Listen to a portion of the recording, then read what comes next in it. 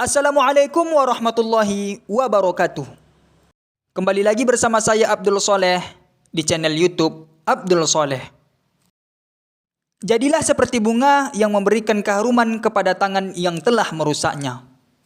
Ini adalah motivasi part 2, sambungan daripada motivasi jadilah seperti bunga yang memberikan keharuman kepada tangan yang telah merusaknya. Mari kita ambil suatu kisah daripada seorang anak yang tetap memberikan kebaikan walaupun kepada orang yang pernah berbuat buruk kepadanya. Dikisahkan ada seorang preman yang selalu mengambil atau merampas uang daripada anak yang selalu berjualan kerupuk di lampu merah. Anak tersebut berkisaran umur 6-10 tahun, atau artinya masih dalam tahap pembelajaran di sekolah dasar. Setiap kali anak ini pulang daripada sekolah, ia lalu mengambil dagangannya, lalu pergi menuju lampu merah untuk menjual dagangannya.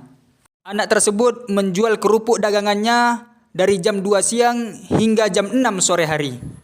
Namun sayangnya, setiap kali anak ini pulang daripada menjual dagangannya di lampu merah, anak tersebut selalu berjumpa dengan seorang preman yang menghardik dan merampas uangnya. Sang preman tersebut menghardik dan mengambil semua uang hasil dagangan seorang anak yang berjualan kerupuk di lampu merah tersebut. Keesokan harinya, sang anak kembali melakukan aktivitas yang sama. Setelah pulang daripada sekolah dasar, sang anak tersebut mulai berjualan di lampu merah dari siang hari hingga sore hari. Dan kejadian itu terulang kembali. Ketika sang anak itu pulang menuju ke rumahnya, sang preman menghardik dan mengambil uang hasil dagangan daripada anak kecil tersebut. Kejadian itu terus terulang-ulang hingga beberapa hari. Singkat cerita, sang anak ini pun tumbuh besar dari anak-anak remaja lalu menuju kepada dewasa. Suatu ketika terdengarlah suara orang tabrakan di sekitar lampu merah tersebut. Lalu korban kecelakaan dijemput menggunakan ambulan lalu bergegas menuju ke rumah sakit untuk mendapatkan pertolongan pertama. Di rumah sakit, sang dokter berkata dengan cepat tanggap, "Tanganilah pasien tersebut dengan segera, karena dia merupakan korban kecelakaan dan mengalami banyak pendarahan di kepala." Lalu sang dokter pun menangani pasien korban kecelakaan tersebut dengan telaten dan hati yang tulus.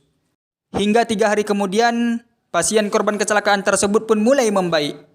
Lalu datanglah dokter yang telah menanganinya tersebut masuk ke dalam kamar pasien tersebut membawakan makanan untuk makan siang. Langkah terkejutnya korban kecelakaan tersebut mengetahui bahwasanya dokter yang masuk ke dalam kamarnya adalah seorang anak yang dahulu pernah ia sakiti, ia hardik dan rampas uangnya. Seketika korban kecelakaan yang merupakan preman tersebut menangis dengan terharu mengetahui bahwasanya orang yang membawakan makanan kepadanya adalah seorang anak yang dahulu pernah ia hardik dan pernah ia rampas uangnya ketika ia selesai berjualan kerupuk di lampu merah. Ia menyesali perbuatannya lalu meminta maaf kepada anak tersebut. Lalu apa yang dilakukan oleh anak tersebut? Anak yang dahulu pernah dihardik dan dirampas uangnya oleh preman tersebut, yang kini telah beranjak besar dan dewasa hingga sukses menjadi seorang dokter, bahkan menangani sang preman tersebut ketika mengalami kecelakaan. Apa yang dilakukan oleh anak tersebut? Ternyata sang anak itu memberikan maaf kepada preman tersebut dan tetap memberikan kebaikan walaupun kepada orang yang telah berbuat buruk kepadanya.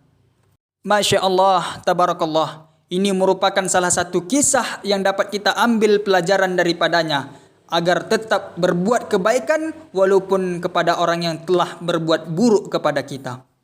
Dan tetaplah menjadi seperti bunga yang memberikan keharuman kepada tangan yang telah merusaknya.